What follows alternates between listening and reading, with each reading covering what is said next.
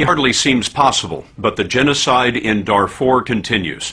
We first broadcast this story 2 years ago as the government in Sudan launched a new offensive of ethnic cleansing. Today, more than 300,000 people are dead, and more than 2 million are refugees in the Sahara. To understand what's happening in Darfur, we came upon the story of a boy named Jacob. We know him only because his name is on school books found in the ashes of his home. Jacob's village was wiped out. We saw his books in a museum. We didn't know whether Jacob was alive or whether we could find him, but we decided to try. Our search became a remarkable journey into a place we were forbidden to travel, looking for a boy swept up in the 21st century's first genocide. The museum is the United States Holocaust Memorial in Washington. Dedicated to never letting genocide happen again, it now finds itself with fresh evidence in a new exhibit. And what is this?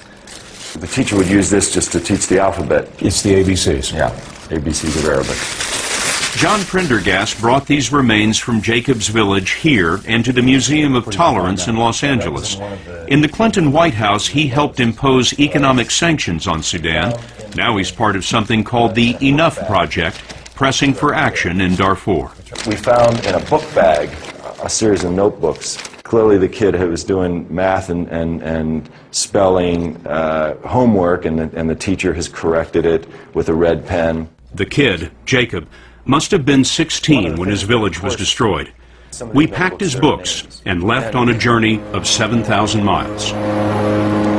One reason the Sudanese government is getting away with murder is that the scene of the crime is about as far away as a place can be. We hired a bush plane to drop us in Chad along the Sudan border. There's no runway, just rocks marking a strip in the Sahara. There are no roads either. We crossed with Jacob's books during the rainy season when all the rain of the year falls in just a few weeks. But this wasn't the hard part. Our problem was Jacob's story starts in a place we were forbidden to go. Darfur is occupied by government troops. Jacob's town, Hangala, is 50 miles inside. The U.S. State Department warned us not to try to go there. Assalamu alaikum. If we could get to Hangala, these men could help. They're rebels who call themselves the National Redemption Front. It's their families who are being massacred. They agreed to give us cover to Hangala.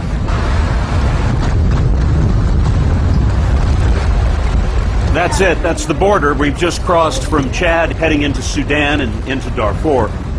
We asked the Sudanese government for permission to come into Darfur, but we didn't get it. No surprise. The Sudanese have been trying to keep reporters and other observers out of this area. They've intensified that effort lately. In just the last few weeks, 2 journalists have been captured making this run. You can look at it this way. Back in 1944, the Germans didn't want anybody coming in and seeing their death camps, and today in Sudan, the government doesn't want anybody coming in and seeing what amount to death villages. It's a 5-hour trip, but in the rainy season, the gun trucks sank to their axles. We dug them out and did it again every hour or so. In time, we picked up speed, and it was a good thing. 5 hours turned to 12. By the time we reached Hangala, there were just 45 minutes of daylight left. The rebels put scouts on the high ground and surrounded the village. This is a picture of Hangala before the attack, as Jacob might remember it. This is what the government didn't want us to see. How many people were living here at the time it was attacked? 500 people. 500, and there are houses all around us, far as the eye can see, and they're all destroyed, every single one of them. Why burn each and every house down? Yeah, it's a message, you know. It's a message to non-Arab people in Darfur. We do not want you in Darfur. A message delivered by Sudanese troops and a racist Arab militia called the Janjaweed. How would this attack have played out on the day that it happened here? 5 in the morning, people were woken up by the sound of aerial bombardment. And then the Janjaweed, the armed militiamen, come in on camelback and horseback, and they start burning and shooting the men, raping the women, And then the third phase is the government forces, usually on the outskirts, cleaning up anybody who tries to escape. How many villages like this have been destroyed in this way? Hundreds and hundreds of villages all throughout Darfur. We now have over 2 million people, about 2.25 million people who are homeless. These are pictures of the killing, taken by an international military observer. Survivors took children and ran, an exodus without food or shelter, until they came here. Beyond the shimmer of the Sahara, you'll find a refugee camp, Ori Kasoni, a warehouse for a persecuted people. If Jacob was alive, he'd be in a place like this. The camp was set up by the UN and an American charity, the International Rescue Committee, started in the 1930s to rescue Jews in Germany. Why are these people targets of genocide today? Because they're not Arabs. Sudan's government is an Arab dictatorship. Ethnic Africans have suffered discrimination for years, and when they rebelled in 2003, the government moved to exterminate them. Kids pay the price for their parents' wars, and there are nearly 20,000 children in this camp alone. Zara, 7, Mahmoud, 2, Monir and Osman, 3, are among the orphans. Grandma Hadin packed them onto a donkey and walked 3 days. How many members of your family were killed? From the same family, we are 28 that were killed. What happened to their parents? His mother died. The bomb that was dropped from the plane cut her to pieces, and she died instantly. But the father was killed by the Janjaweed. This child is still a mystery. There were more children in the clinic. Ashish Brahma is the camp doctor, one doctor for 25,000 people. We have very simple drugs here, but I'm doing funky medicine or voodoo medicine or bush medicine. I'm doing what we can here with the medicine we have without equipment. We met a starving child, framed like a picture against that vibrant culture that used to be, with little certainty of a future. Dr. Brahma was hopeful for this girl, suffering with meningitis, but she died in just a few hours. What is it that you think people don't understand about what's going on here now? If I'm really honest, Please. this is bad.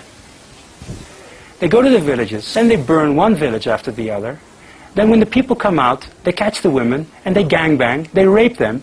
Not one guy, no, 10, 15. And then they carve up the men and throw them in the drinking water, so to make sure that this place will never, ever be used again. And you're telling me that the people in America don't know this or don't want to know this? Maybe it's too much to know. But that's what's happening right now. And it's happening all over again. I'm sorry to say, I'm going to sit here with you in 2 years' time. I'm going to tell you the same sad story. People will say, "Hab es nicht gewusst," which is German for, I didn't know. The man who doesn't want you to know is Sudan's dictator, Omar al-Bashir.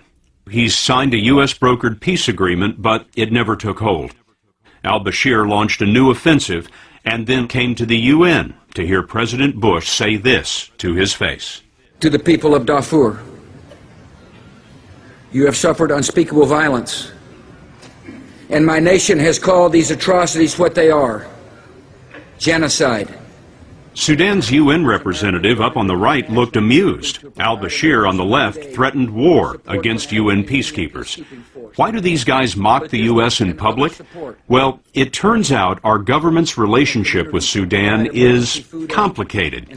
In the 1990s, al-Bashir hosted Osama bin Laden for 5 years, so he has information on al-Qaeda. It's been a very good deal for the government of Sudan to give little tidbits of information about suspects around the world in order to blunt the United States' outrage over what's happening in Darfur.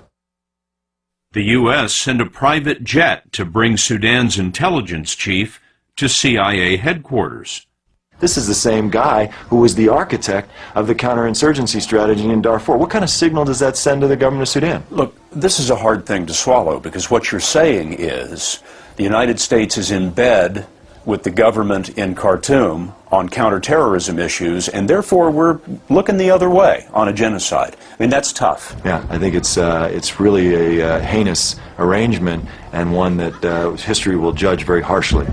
To be fair, 2 administration officials told us that the intelligence gained has been substantial, and at the same time, the White House has been pressing hard for peacekeepers. One official said, "We expect al-Bashir to do both." The Bush administration was first to call the killing genocide, and it's keeping refugees alive with $500 million of relief a year. Our journey to find Jacob brought us to the Orokosoni camp because UN records showed that someone by the same name applied for a ration card here years ago. The people of Hengala were now in a place called Zone C. So, nearly 3 years after they were left in the ruins, we brought the books to Hengala's teachers. So, does he recognize this name? No. I was his teacher. I taught him. You were his teacher. He is one of the best students. Can you take us to see him? Yes, it is possible. Let's see him.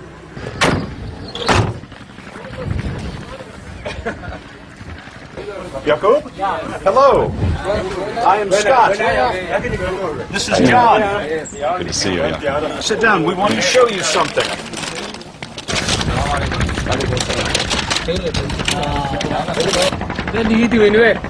He says, where do you find these things? In Hangala. Hangala. All of this is mine. He's 19, been in the camp 2 years. What happened to you the day the village was attacked? The Janjaweed, aided by government troops, attacked and burned the village. What happened to the other members of your family? Some of them were killed and some of them ran away. We don't even know where they are right now. We noticed how calmly he told the story. It's a strength of his tough desert tribe. And besides, he told us, the horror's too fresh to dwell on. Because we are disturbed. Everybody is disturbed. We couldn't think straight. So we never got the chance to sit together and to think of whom we've lost and who's still there and our life before. And remember the ABCs we found in the museum? What is that? This belongs to my younger brother. What happened to your brother? He was scared of the bombing, and when the Janjaweed attacked, he ran. Nonetheless, he was killed. And how old was your brother? Almost 4 years. 4 years old. He never had a chance to have a school book. He never even entered school yet. Jacob was glad to see his books again, but he asked us to take them back to the museums, as he put it, for the whole world to see. We took the books, but we left Jacob as he was, one of more than 2 million refugees who can't go home and have no future here. As we headed out, Sudan's government had launched its new offensive in this African Holocaust, what may be its final solution for the people of Darfur.